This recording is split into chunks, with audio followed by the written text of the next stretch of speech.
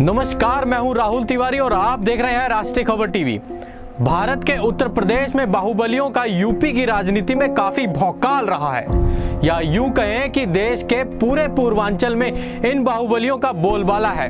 राजनीति में सरकार बनाने में इन बाहुबलियों का प्रयोग किया जाता है। आज हम बात करते हैं एक ऐसे डॉन की जिसने राजनीति से लेकर अपनी डॉनगिरी की कहानियां देश विदेश तक मशहूर रखी हैं। चलिए बात करते हैं यूपी के बाहुबली यानी कि मुख्तार अंसारी की। मुख्तार अंसारी के खिलाफ हत्या, अपहरण, फरोख्ती सहित जैसे कई आपराधिक मामले दर्ज हैं। उत्तर प्रदेश के पूर्वांचल में मुख्तार अंसारी का दबदबा इस कदर रहा है कि जब दंगे होते थे तो मुख्तार खुली गाड़ी पर ऊपर बैठकर घूमा करता था। पूर्वांचल की मुस्लिम आबादी के वोटों को अपने पक्ष में करने के लिए कभी सपा तो कभी बसपा मुख्तार का इस्तेमाल किया करती थी। मुख्तार अंसारी का नाम 1988 में पहली बार सामने आया था। 1990 में मुख्तार अंसारी ने जमीन कारोबार और रेलवे एवं कोयले के ठेके की वजह से अपराध की दुनिया में प्रवेश किया था। कुछ ही समय में पूर्वांचल के मऊ, गाजीपुर, वाराणसी और जौनपुर में उनके नाम का सिक्का चलने लगा था। 1995 में मुख्तार अंसारी ने राजनीति में कदम रखा। 1996 में मुख्तार अंसारी पहली बार विधानसभा के लिए चुने गए। उसके बाद से ही मुख्तार ने माफिया डॉन ब्रजेश सिंह की सत्ता को हिलाना शुरू कर दिया था। 2002 आते आते इन दोनों के गैंग ही पूर्वांचल के सबसे बड़े गिरोह बनकर सामने आए। इसी दौरान एक दिन ब्रजेश सिंह ने मुख्तार अंसारी के काफिले पर हमला कर दिया। दोनों तरफ से गोलाबारी हुई। इस हमले में मुख्तार के 3 लोग मारे गए थे। ब्रजेश सिंह इस हमले में घायल हो गया था। उसके मारे जाने की अफवाह भी थी। इसके बाद बाहुबली मुख्तार अंसारी पूर्वांचल में अकेले गैंग लीडर बनकर उभरे थे। मुख्तार अंसारी एक भारतीय माफिया डॉन और उत्तर प्रदेश के राजनेता हैं। अंसारी मऊ विधानसभा के सदस्य के रूप में रिकॉर्ड 5 बार विधायक चुने गए।